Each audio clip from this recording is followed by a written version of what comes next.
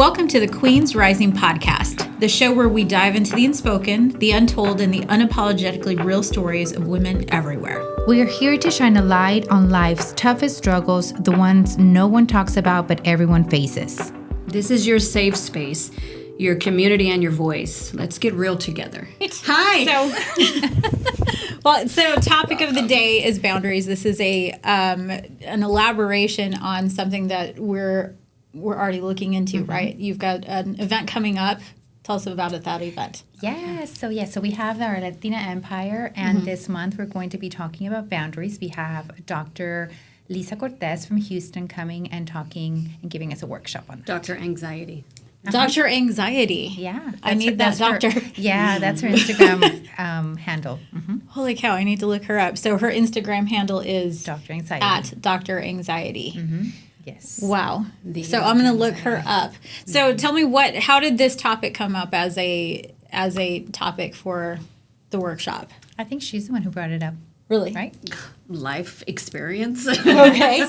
what So we're boundaries going through. constantly trampled. Yeah. Well, really understanding the concept of boundaries, because I think it's been like washed away, or maybe watered down is a better word. People don't understand. I didn't understand what it was, Right. and what we talked about. And I've been doing actually a lot of research. I read that book a long time ago, Boundaries. Boundaries, yes. I Thomas Cloud, right? I should probably read it again, because obviously it did not stick. I got the workbook and everything. Really? I got the T-shirt. I got the T-shirt. I got the workbook. I even went to a series, a seminar series at Community Bible Church with a friend. That's where I got my book. Oh, really? From church. Okay. Yeah. All right, church. Thank you. And this is a topic for another day, but it's interesting to me that church would be the entity teaching boundaries when they are also an entity that teaches you to obliterate your boundaries for the sake of the whole. But we're going to get into that we can come back to that another day. And I think a while back I gave you a book called Boundary Boss. Yes. Which I started and never finished. Is it on Audible? I'm going because I only do Audible now. Oh, it should be. It should be. look it up. Did you read it? I didn't finish it. I put it on my bookshelf though. I think we should read it. Okay, we're gonna get into that. Yes. So I have this whole stack of books, and every time I think of an interesting book, I go to Amazon, add to cart, add to cart, add to cart, add to cart. So I look really well read. You are. all the words. So I am, but one thing at a time. So right now I'm looking at Mind Body Connection, Joe Dispenza's work, and Gabor Mate. So apparently boundaries needs to come next. Though, but it works together, because it absolutely does. The physical aspect of boundaries and the spiritual aspect of boundaries, and then just going through the motions. What we were talking about last time is what I recently learned was you can have a preference. Yes. Right? Yes. And then you can show someone a boundary. So what that means is a preference would be, I don't appreciate you talking to me like that. You hurt my feelings. Could you not do that anymore? A boundary is you talk to me like that again, and I'm leaving this conversation, or I'm leaving this house, right, or I'm leaving this relationship, right, and then doing it, right, and then the doing part is where it scared the shit out of me, and that's why we started talking about it and bringing it up, because the power behind setting a boundary is a physical, spiritual. I mean, it fucking hurts. It's scary. So let's talk about why it's scary, why it hurts. Because we'll talk about it right now. Well, that's why we're here, ma'am. One of the things the book says is recognizing. Yeah. Because you have to really know yourself to be able to put a boundary. Right. So a lot of our boundaries and a lot of the things that we let go and we let pass is because we are having some sort of past trauma. So we don't know what past traumas are or past hurts are. We cannot recognize why we're letting this come again and again, because we haven't actually sat down and analyzed ourselves. So I think that's the very first step. It's recognizing. The book says recognize, It was 3 R's, and I remember now the 3 R's. But the last one is release. We'll find it. Yes, It's the book that you were talking about? Yes, so I need to Boundary read it again. Boss. Yes. Okay. I will But you be have to digging be into able that. Maybe to we should start a book club. We'll self-analyze. start that. Yeah. We keep talking about starting a Oh, book that would be a club. good idea. A little book club. Let's do that. Okay. I'll have one book that I can focus on. So I know that for me, setting a boundary is scary because it makes me feel like I'm going to lose whatever relationship Talk about it. that we're talking about. So, there are times when I don't like to be yelled at. And probably nobody does, but I really, really don't. Like, I don't even like a voice raised a little bit. And there are some very strong reasons for that, rooted in past trauma. So for me, I grew up in an abusive household with my father as the prime abuser. And so I learned to associate raised male voices with danger. And so when someone raises their voice to me now, even though I'm a grown woman and probably not in danger, it still triggers that fight or flight mechanism within me. And I feel like a little kid again. And when I'm put in that position where I feel like a little kid again, then two things happen. One, I get scared. And then two, I get mad because you made me feel scared. But you also brought up, you mentioned two, fight or flight. Right. But there's also... There's fawn, yes. And fawn and freeze. and freeze is where a lot of us, and we don't talk about it, a lot of us sit, and that's why creating a boundary is scary. So let's define those for the people who haven't delved into this. So everybody knows fight, right? You sit there and fight. Flight is you take off. You take off. That's what I do. Freeze That's is me. you're like deer in the headlights, right? Yeah, mine is like I leave it. You leave. Bye. You're gone. Okay, Goodbye. that's your favorite. Yeah. All right, and then deuces. last is fawn, and that's where you try to placate the person who is trampling your boundaries or making you feel scared or whatever. And so those are the things that we slip into, and so we slip out of our consciousness, right, and into our subconscious means of dealing with trauma. And so, for me, I suppose since I get scared and then angry, I must be a fighter. I've never self-defined like that. I'll have to think about that later. Yeah, maybe I'm a fighter.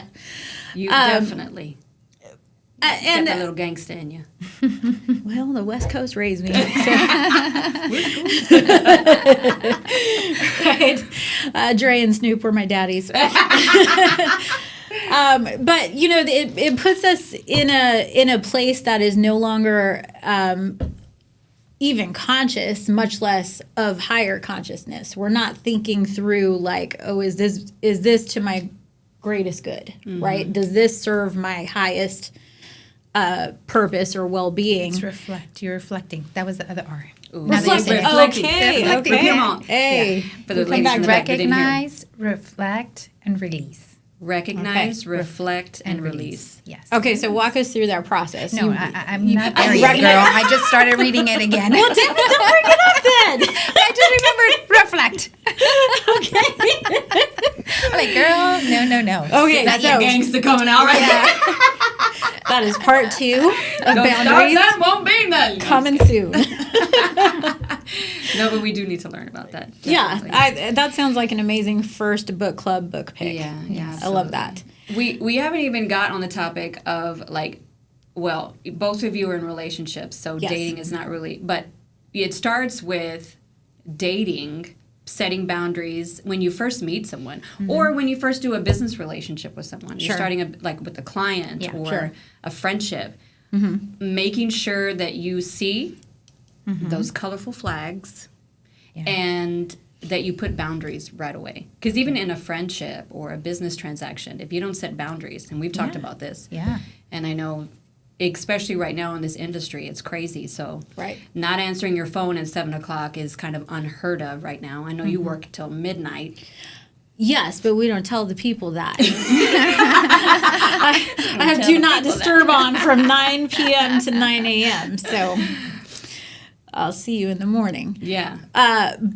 But I think this gets back to, though, your original point was that to be able to set a boundary, you have to know yourself, because each of our boundaries are going to be different. Some people have a hard stop on their day at 6 p.m. and they will not return your call for anything. Mine happens to be 9 p.m.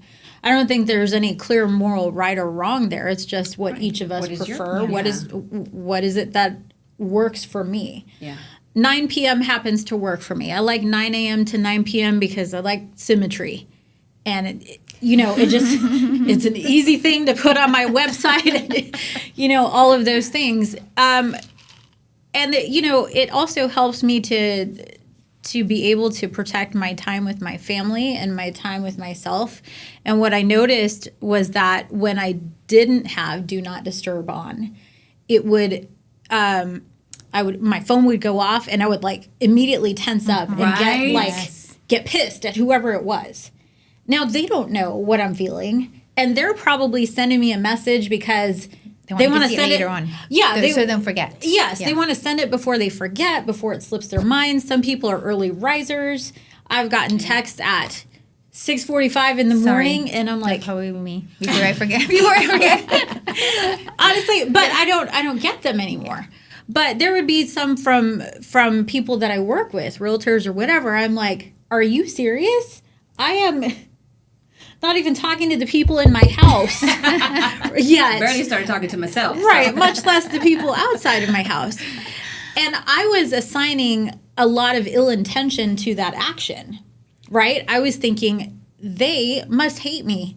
If they don't respect you. They don't respect me. They don't do this. They don't do that. These people have none of those feelings for me. They're just trying to live their lives, just doing their best little thing that they can.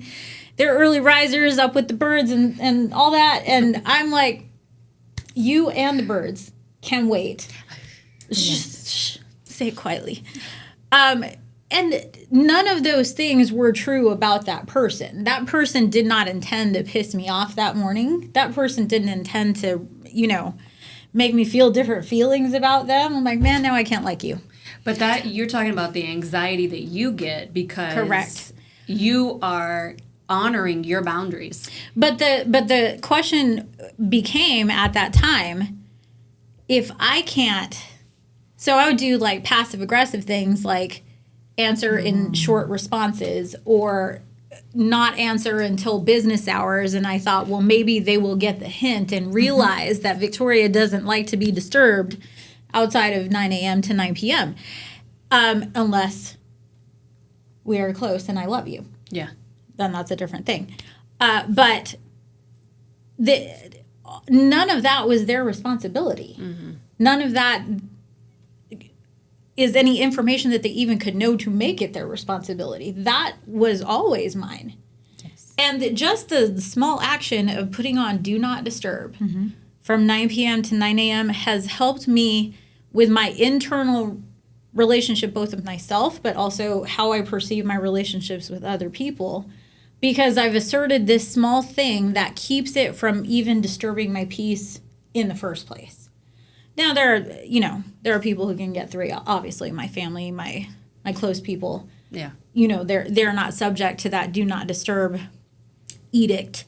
But, it has greatly affected my willingness to then communicate with people during the hours that I feel are appropriate to do business. But it has never been my job to teach other adults life lessons. Right? I can't go out and rant and rave against the people who text me outside of business hours and be like, you all need to learn your lesson. That's not behavior that I'm in charge of.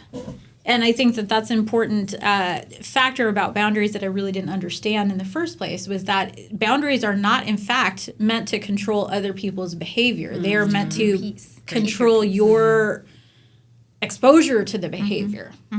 And if they so happen to learn a lesson, well, then great. But that helped me become less afraid of setting a boundary, because I really wasn't doing anything to them. I was just saying, well, these are the circumstances that you signed up for because of this behavior. So But I here think we go. it's definitely a journey. You have to be able to work on yourself and educate yourself and gain knowledge and grow and glow for you to be able to say that now. 100%, Because yes. There were times, that we were not able to set those boundaries and we suffered from them. And then you learn. Yeah. And this is not ancient history, right? This is like last year. So we're not talking about years of growth. We're talking about a year of growth, maybe. Yeah.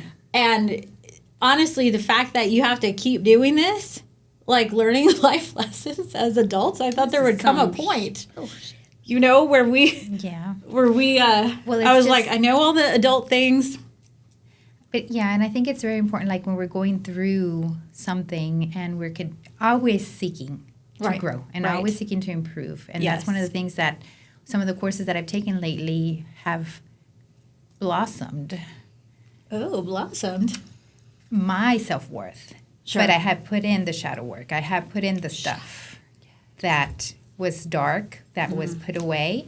And when your self-worth is, you gain your self-worth back. You're able to put those boundaries again, or for the first time sometimes, For the first time, yeah. Yeah, and then that's when you also see who respects those boundaries, who gets to stay in your life, and who doesn't. Who gets That's very access important. to you. So let's touch just a little bit on the cultural and gender-based influences as it pertains to one's ability to create boundaries and maintain healthy boundaries, because those are so first, culturally, we're all Hispanic, we are all Latinas, and I don't know about your experience, but my experience was that a woman's place is to be quiet, to take it, to, fawn over the men. And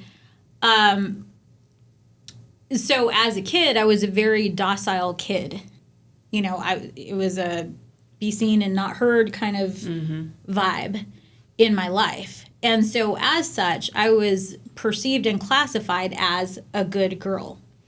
And so a big part of my self-identity has been doing the things that keep me classified as a good girl. Yeah. And anything outside of that established standard of behavior feels dangerous to me, because being a good girl is what gave me entrance into a lot of situations. Oh, you're a good girl, we'll give you a scholarship. Oh, you're a good girl, yeah, you can play with my kid even though we're much richer than you. Or, oh, you're a good girl, you are probably trustworthy or probably deserve this. Good girl has gotten me a lot of places, to be honest. Yes. Good girl syndrome. Good girl syndrome. But one of the key things that changed in my life was that I had kids. And the choice came down to this. Am I going to be a good girl, or am I going to be a good mom? Because sometimes you can't be both. Can't do both. Definitely not. Right? Sometimes I got to go ham on behalf of these kids because Okay. that is what they I will. deserve. I will. And I have to not care in that moment about being a good girl because I got to be a good mom. I have lost relationships over being a good mom. Marriages. Yes. Over being a over good being mom. a good mom. Yes. And, so there is a price to pay with that choice. So in essence, the fear, the sadness, the apprehension around setting a boundary is rooted in reality, right? Because the possibility of us losing something is real, Yeah. Oh yeah. right? And when the fear, What are you going to say? when the pain is greater than the fear, and I'm like, oh, I got chills every time I say that, because when I learned that, I was like, all right. And it's not a great thing, you know what I mean? It's a great there's thing no to good choices here, right? There's no good choices. But when I learned that I could be courageous, Right. it's still gonna hurt, Yeah. but face the fear through the pain. Do it Right. afraid. Yeah. And then what is then the benefit on the other side of that decision? You can look yourself in the mirror and be like, you know what, you did some hard shit, but you made it through and you did it for a good reason. You're not out there, scorching the earth for no reason. You're scorching the earth on behalf of a righteous and just cause. And in our cases, what we're talking about is doing it on behalf of our our children. My husband asked me and has asked me several times, actually.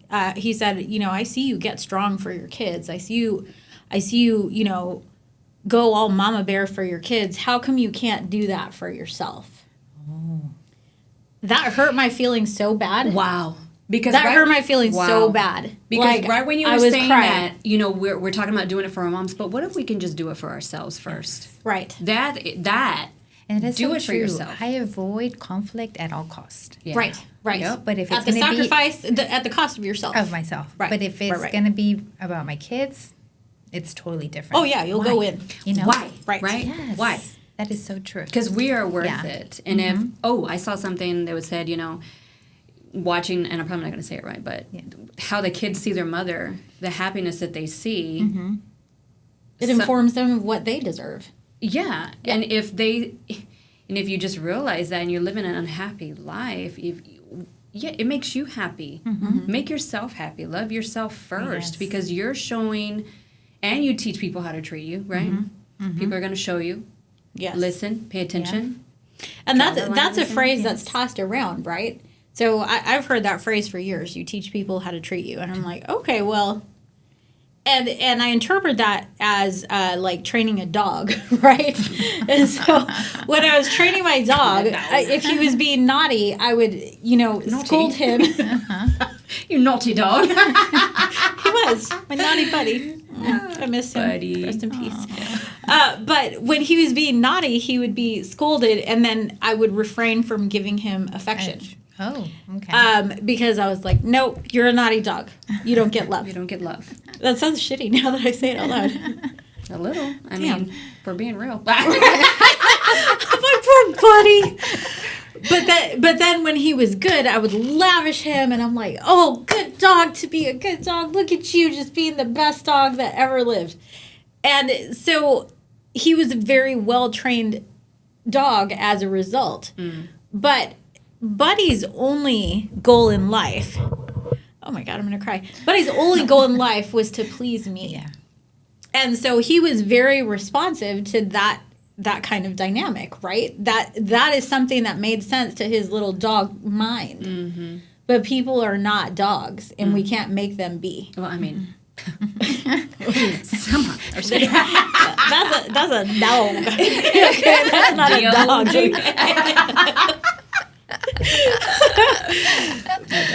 But you know, we're dealing with people who have their own background, their own set of traumas, their own things that inform their behavior, and their own lenses through which they see all of the things and interpret your behavior and your words. And I might be wrong about dogs, but to my knowledge, dogs don't necessarily have that unless they've been like rescued and have had some negative experiences that have, you know, given them those things. But I was reading, Joe Dispenza said that your brain, it's not interpreting things as they are. It is interpreting things as you are, through the lens of your past experiences, and so it's filtering it through all of that inputted software. I'm not a computer person, okay? Yeah. As far as I understand, hardware is hard and software is soft. It's whatever to me. But software, as I understand it, is something that can be imported into a hardware situation. Am I wrong? Am I getting this right at all? Okay. Our tech guys over here are saying yes. And so what Joe Dispenza says is that essentially our brains are interpreting the things that we experience and see and hear through the software that has been imported into our brains, which is our history. Right. Okay. Our history, our experiences, the voices that we have internalized by way of our parents or our teachers, or, you know, during our formative years when we were trying to figure out who we were as people.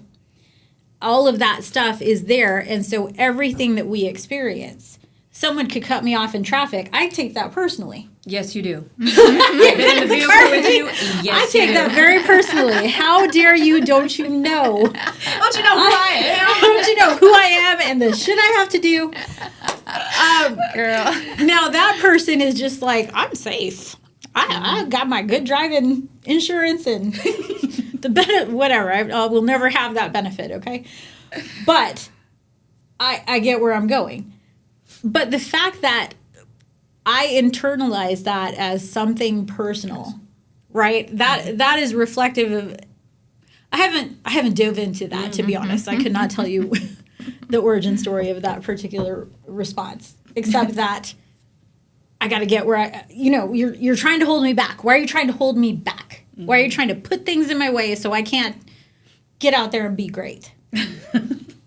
So I guess I need to find a therapist. I can refer you. Let's do that. Why haven't you done that already?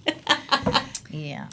But there's so much to unpack underneath boundaries. Like there's no way to fit it all in one episode of any kind. But I love that we're diving into this because it's something that I need to learn. It's something that I need to improve upon and like figure out how to define for myself. Yes. And we have to change our boundaries. Right. Because we grow as people. You know. There was a part in the book that said that it's okay to change your mind, and it's okay because we're, like you said, we're growing. We're not going to stay stagnant all of our lives or feel the same way all of our lives. So it's okay to say, yes, I was okay with this, but I'm no longer okay with this now. You know, and it's just being very self-aware of and always reflecting. And one of the things that they recommend, and we've talked about this before, is meditation, daily meditation, journaling, so that we're always knowing how we're truly feeling about things, you know, and what works now and what doesn't, so that we can correct course. I feel like meditation would be a good topic to talk about too, because a lot of times when people I would talk like about, to know how. when people talk about meditation, I'm like, I can't quiet the noise. Right? There's too Like, many people in there. where is it that we're going for this? In our heads, I mean, like, you know. But yeah, we'll have to talk about that. Yeah.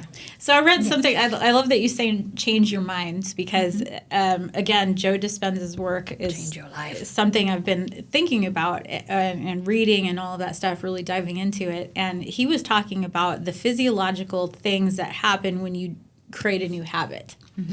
And so, for instance, I've rededicated my life to yoga. To Joe Dispenza. No. But to myself, yoga. as a matter of fact, to yoga and to swimming, now that I've got my situation all situated.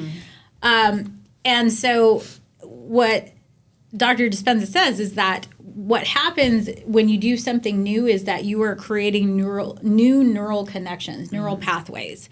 And that is work for your brain. Like your brain has to work to create those pathways. But once they are created, it becomes easy. And so it's like remembering to breathe or remembering to... And sometimes we forget to do that. Right. All of those things then become subconscious, they become habit, they become easy.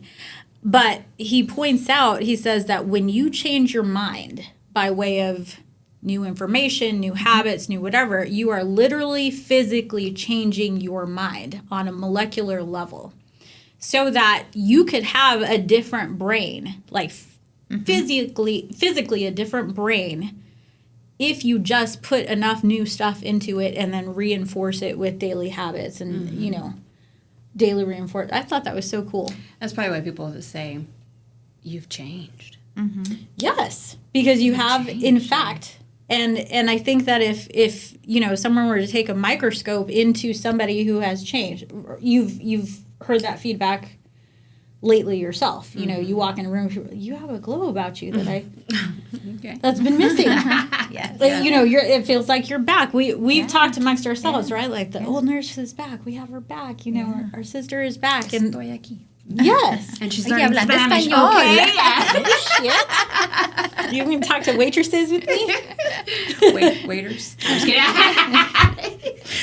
Listen to this. Take that out. I was like, ¿tienes enchiladas de pollo? And she was like, por supuesto. I was like, hell yeah. So I did get my chicken enchiladas. You're crazy. Yeah, it was awesome. I was like, we got this. Well, we're going to talk more about this for sure. There's so much to talk There's about. so much to dive into, and I think that we could probably even take some people suggesting topics or suggesting angles on the topic. I'm excited. Me too. I want to talk And about I really it. want to do the book club. I think we should really We've been talking about Yes. that book club for 3 years now. We're going to do Okay, it now. but it's on record now. It's so. not, we have to now. We got to do it. And we'll start with that book. Yes. Yeah. What was Heck the name yeah. of the book? Yes. Boundary Boss. Boundary Boss. We'll be here every Friday from, I don't know what time. Whatever time we get Whenever here, we get apparently. here. All right. And hopefully Eric will remember. Oh, Okay. Yeah. We'll put it on the calendar. No big deal, Eric. All right. I loved being here with you guys. I can't wait to do more. It's exciting. Me too. All right. Bye. We're